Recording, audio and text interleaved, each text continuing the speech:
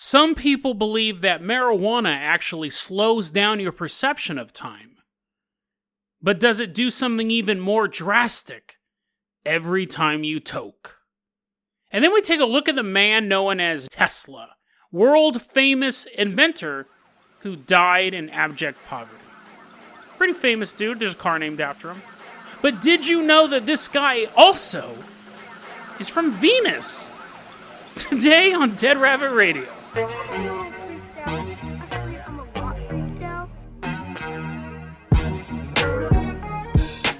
Hey everyone, welcome back to another episode of Dead Rabbit Radio. I'm your host, Jason Carpenter. I'm having a great day. I hope you guys are having a great day too. Hope you guys have a lot of fun things to do today. Not tomorrow, just today. Hope you cram in all the fun stuff and then you take a nap tomorrow.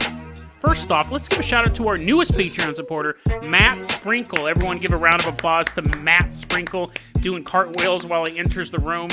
Doing a little bow. It's a little ostentatious, Matt, but that's okay. You deserve it. You're a Patreon supporter.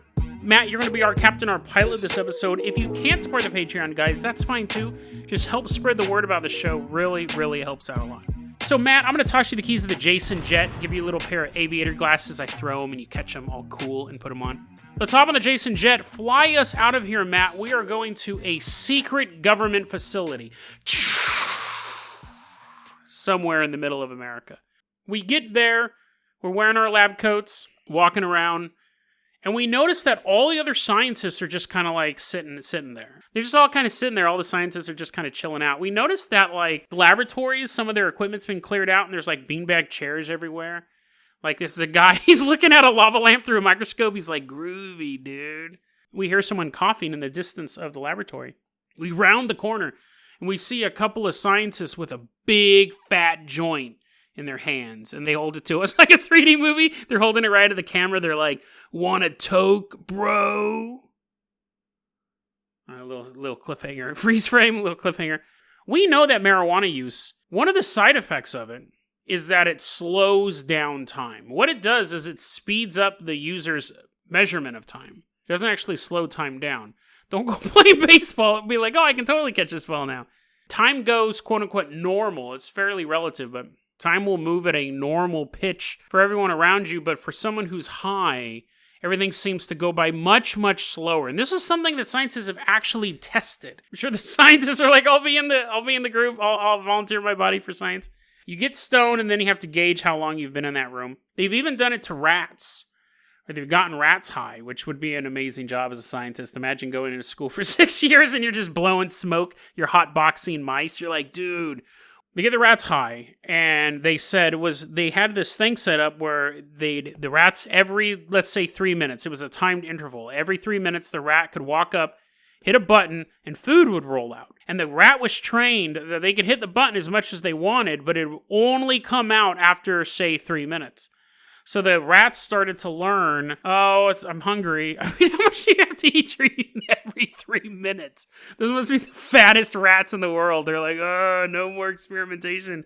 But anyway, so these rats were trained that food would only come out every 3 minutes, so they only started hitting it once every 3 minutes, little food would come out, because otherwise it was useless.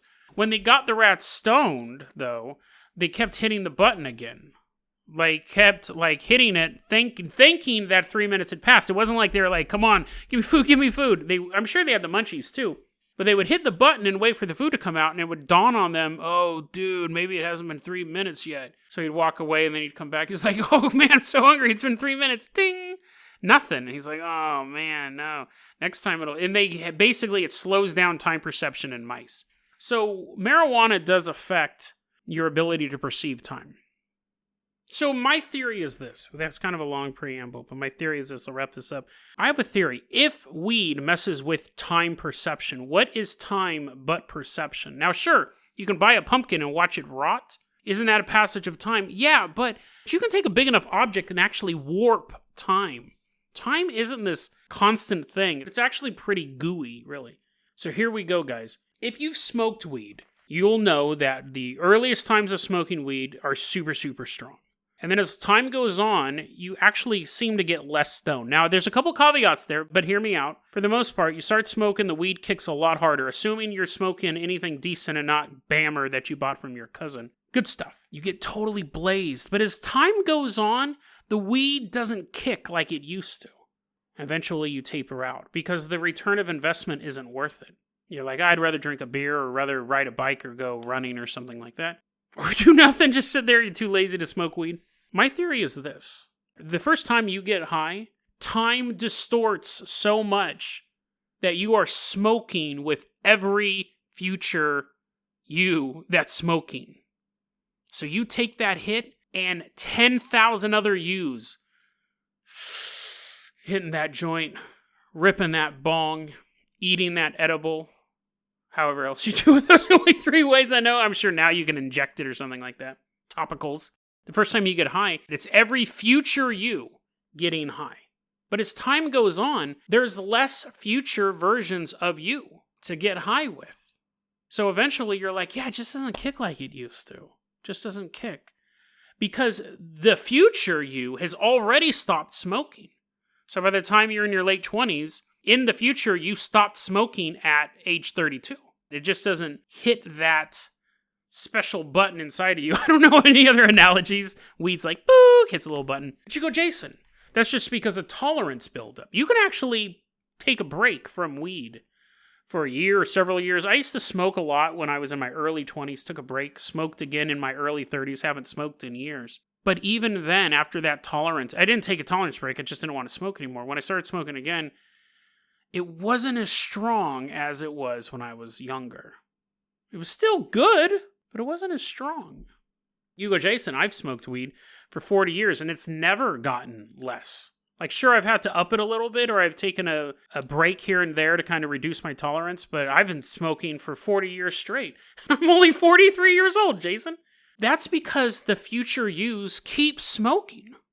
You are a lifelong pothead. No insult intended there. But you're just one of those people who are going to smoke like Willie Nelson till the day you die. So you don't have future yous running out. The weed high stays. You go, Jason, that doesn't make sense at all because I smoked, 3 or 4 times in college. I absolutely hated it. It wasn't because the future yous stopped smoking after 4 or 5 times. Marijuana may distort time so much it breaks it. The only difference between you now and future you is little clicks of an atomic clock. But if future you was standing on the edge of a black hole, first off, I'm sorry that happened to you. Whatever chain of events got you to stand on the edge of a black hole, time is not the same anymore. Even on a planet that's bigger, that distorts the time-space continuum, the time-space plane, things are going to be different. So time is super malleable. And your brain can already do so much amazing things. Who's not to say?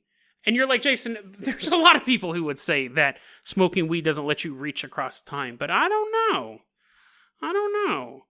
Think about it. Think about it the next time you're getting stoned if you still smoke weed. I think that it may distort time so much, it's not just a matter of you going, dude, we've been playing Super Smash Brothers for like hours, but I just looked at my watch.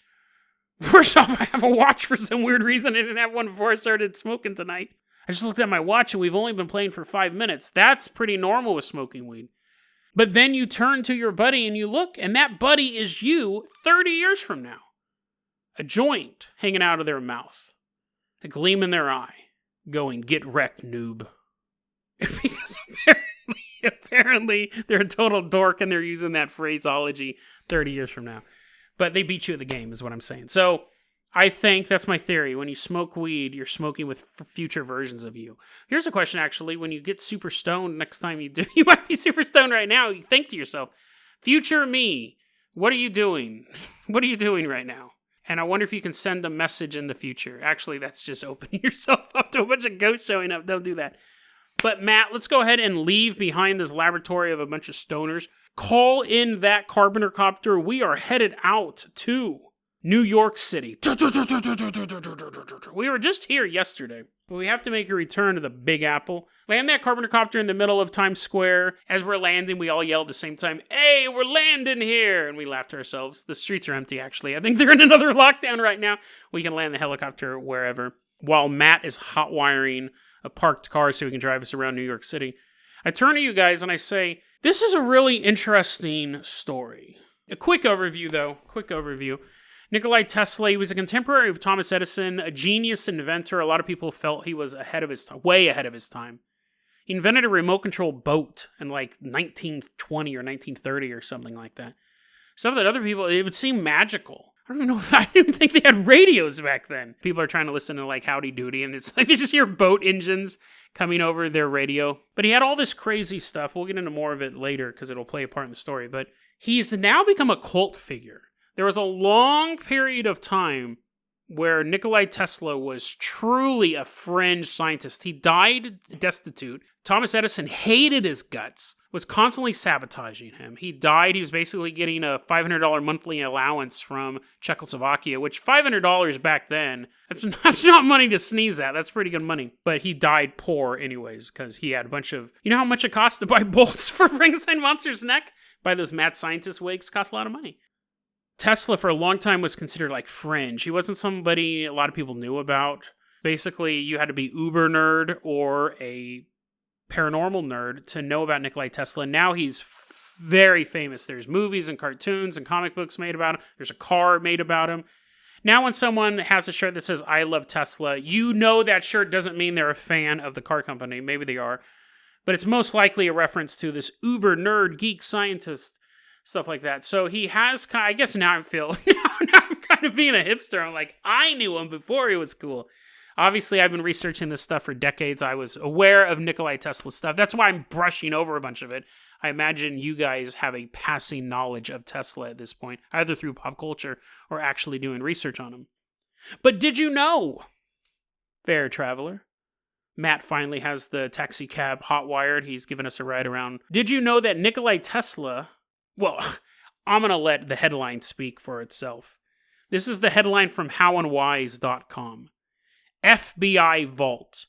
Nikola Tesla. Nikola, I think is actually how you pronounce it. Doesn't matter. Nikola Tesla was brought to Earth by Vesuvians in a spacecraft. I don't know why they added that last part. I don't think they did like a Hail Mary passing through on Earth. FBI Vault. Nikola Tesla was brought to Earth by Vesuvians... by Venetians, by people from Venus. Okay, the point is that the FBI Vault had a document saying that this episode's going off the rails. Tesla was brought to Earth from Venus. Now, I gotta say this too, again, really briefly, because we have a ton of stuff to cover. The FBI Vault, we see this happen all the time. The FBI Vault, someone will find a document and they'll say, FBI says, or FBI has a document claiming that Mars used to have a bunch of people on it, that the Adam and Eve story took place on Mars, there was remote viewing on Mars, da-da-da-da-da. FBI is not saying that. FBI has documents from the Monroe Foundation, which we've covered before, that say that. The FBI has never gone on the record about whether or not there are secret bases on Mars from 300,000 years ago. The FBI Vault just gobbles up and any information they think may be important that day or 100 years from now. They simply gobbled all this stuff up, and at a certain point, they do a Freedom of Information Act, and so they dumped a bunch of documents that FBI had on Tesla. So they're not actually saying that. That would be the equivalent of someone coming over to your house, seeing a Spider-Man comic book, and assuming you are Spider-Man, or at least you know him, because you have documents pertaining to the existence of Spider-Man. It's the same thing. This claim that Tesla came from outer space actually came from a document that's in the FBI vault. It's from the Interplanetary Sessions newsletter, dated June 14th, 1957, so way after Tesla has passed away, they have this document. Margaret Storm is writing a book about Tesla called Return of the Dove. Now, when she was writing this book, she got access to what's known as a Tesla set. It's one of the many inventions he was working on. The Tesla set was something that he had diagrams for, but he was never able to invent himself. He drew it out in 1938. He died in 1943. It wasn't until after his death that they actually were able to build this. And using the Tesla set, they got this message from space aliens, also known as the space people, which is like the most generic name, but apparently they're good at communicating with aliens, but not good with naming them. This is the story. Tesla was born on Venus, and then he was brought to Earth and given to Mr. and Mrs. Tesla to raise him. That's why all of his inventions are so weird, because he's actually not from this planet. So we have that. We have this interesting story. Tesla's from outer space. That's why he was so ahead of his time. Fine, whatever. But you have to take this document in context.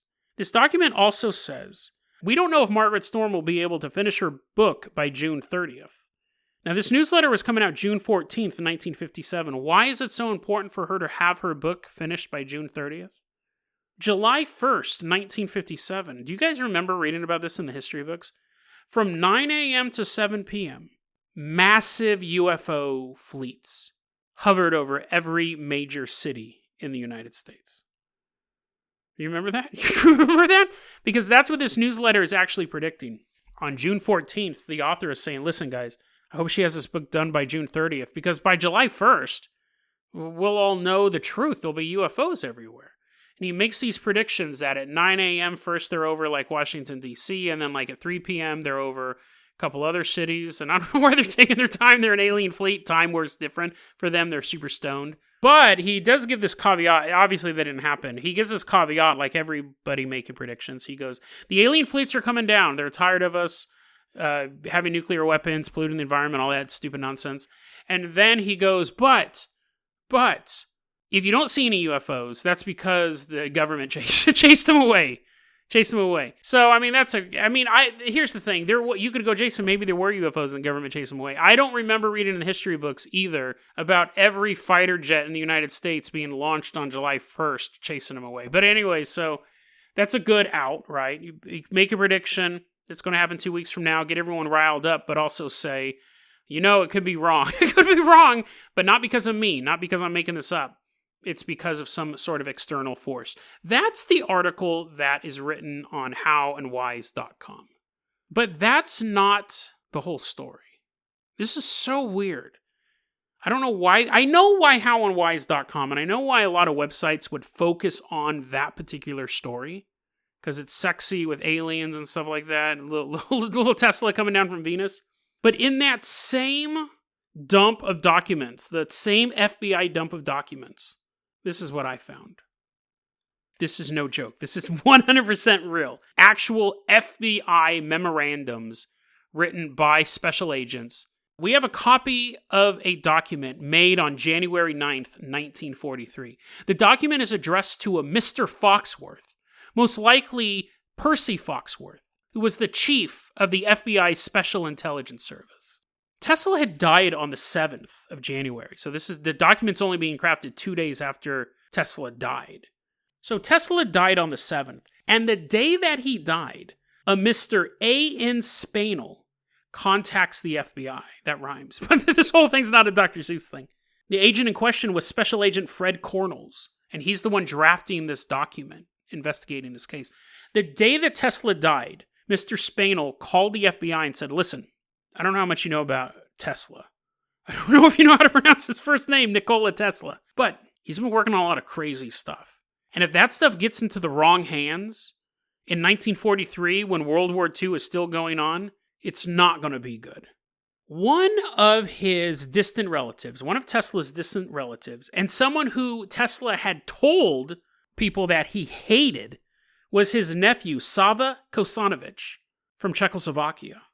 Mr. Spanel says, listen, this nephew's coming here, and he's trying to get Tesla's notes. And I'll be honest, he's been in America for a couple months, but if he gets these notes, I think he's going to give them to the enemy. So you guys need to secure this location. I don't think you guys know what he's working on over there. Mr. Spanel explains, listen, I work for the government. Like an outsider, I work with the government. I work on sciencey stuff. I know Tesla, and I know him through acquaintances as well.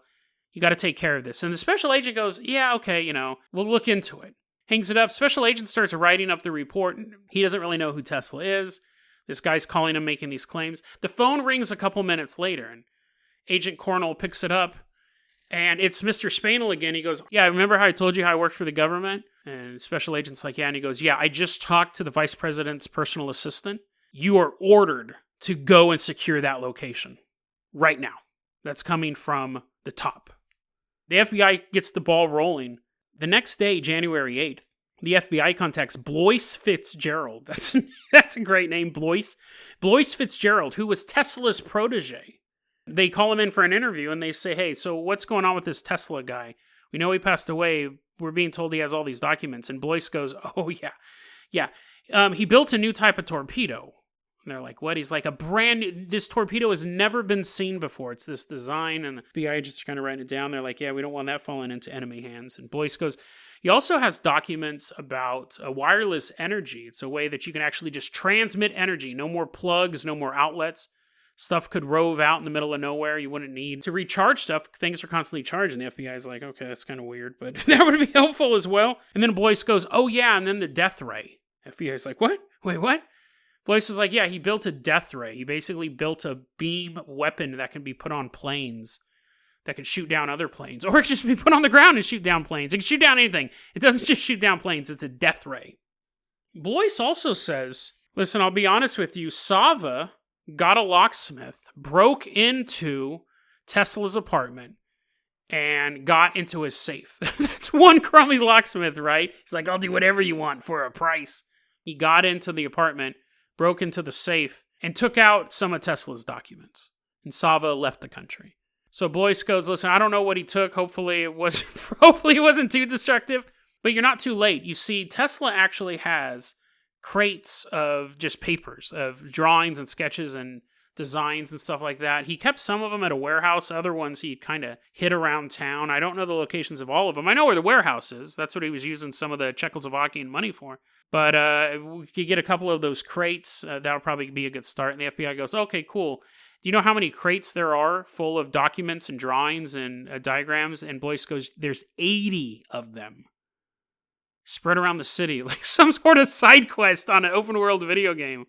I don't know if they ever retrieved all 80 chests. There's possible that there's still a couple chests out there in some dusty New York basement, but they are able to secure the majority of them. So the FBI secures all the documents they can on January 8th, the day after Tesla dies. Sava took some of those documents and disappeared behind the slowly encroaching Iron Curtain. On January 9th, that memo goes out to Percy Foxworth, Chief of FBI Special Intelligence Service. On January 15th, Percy Foxworth, Special Agent Dennis Haberfield, and 33 others are on a plane flying over North Africa. Percy Foxworth was ordered to go on a mission for General MacArthur. That plane disintegrated on January 15th, 1943. It has never been determined what the cause of that accident was. Here's a quote regarding this accident. Although 35 people were on board the aircraft, search teams were only able to locate sufficient remains to be placed in a single casket. Percy Foxworth was made aware of this situation on the 9th, and 6 days later, his plane and everyone on it was, for really lack of a better word, disintegrated. And his group had just taken control of documents about building a death ray to shoot planes out of the sky. That story is honestly more interesting than the Venus one, because it's true. All of it's true. To wrap this up, let's go ahead and put our conspiracy caps on for a second. It probably is a coincidence, because the world is full of coincidences, that little over a week since Tesla had died, only 6 days after Percy Foxworth got the memorandum talking about Tesla's death ray and the race to retrieve those documents. It could just be a coincidence that 6 days after that, his plane disintegrated in midair, which is one of the reasons why the death ray was made in the first place. Is it possible that Sava is the one who got the plans for the death ray, took them back to Czechoslovakia, and in that short amount of time with those detailed blueprints were able to construct a death ray and use it against a plane flying over North Africa? It may have been dumb luck that they hit that plane. Or they may have known that this chief of the FBI was personally entangled in collecting the documents that Tesla had left behind.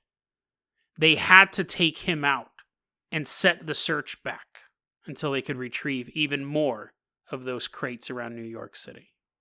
So, dear listener, if you ever find a crate, open it up with a crowbar.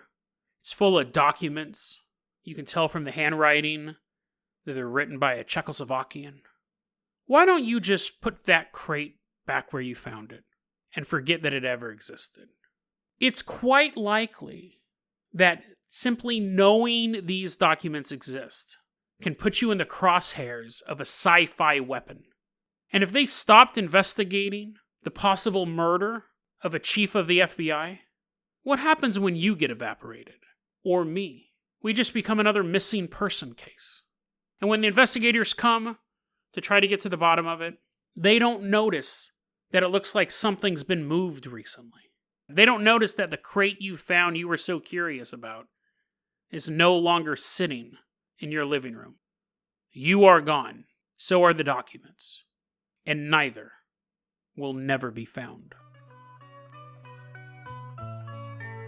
deadrabbitradio@gmail.com is going to be our email address. You can also hit us up at facebook.com/deadrabbitradio. Twitter is @deadrabbitradio. Dead Rabbit Radio is the daily paranormal conspiracy and true crime podcast. You don't have to listen to it every day, but I'm glad you listened to it today.